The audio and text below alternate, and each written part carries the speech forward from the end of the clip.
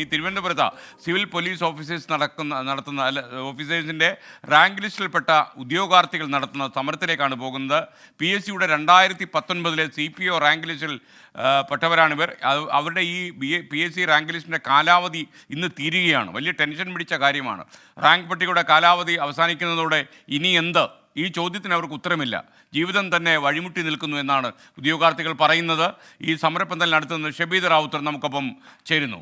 Good morning Shabeed Rawther, വിവരങ്ങൾ. SK 61 ദിവസമായി ഒരു കൂട്ടം ഉദ്യോഗാർത്ഥികൾ സെക്രട്ടറിയേറ്റിന് മുൻപിൽ സമരം ചെയ്തു വരികയാണ്. നമുക്കറിയാം 2019 ഇതുമായി ബന്ധപ്പെട്ട ഈ റാങ്ക് ലിസ്റ്റ് വരുന്നത്.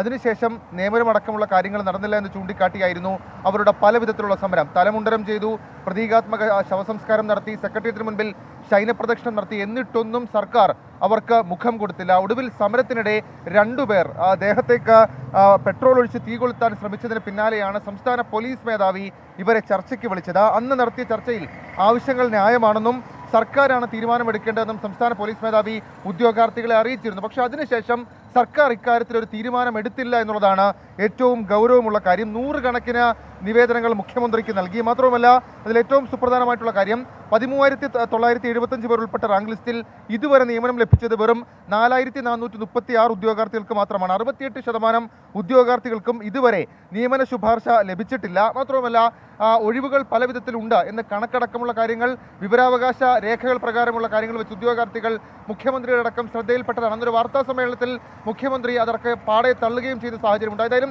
സർക്കാർ തങ്ങളെ വഞ്ചിച്ചു എന്നാണ് ഇത്രയധികം CPO ഉദ്യോഗാർത്ഥികളുടെയും അവരുടെ കുടുംബത്തിൻ്റെയും ആക്ഷേപം. ഇന്നൊരു മഹാസമരം അടക്കമുള്ള കാര്യങ്ങൾ അവർ ആലോചിക്കുന്നുണ്ട്. ഒരു പക്ഷേ ഇന്ന് ഉച്ചയ്ക്ക് 11 മണിയോടുകൂടി ആ സമരം സെക്രട്ടേറിയറ്റിന് മുൻപിൽ അരങ്ങേറും. SKN. Thank you Shabeed Rawther.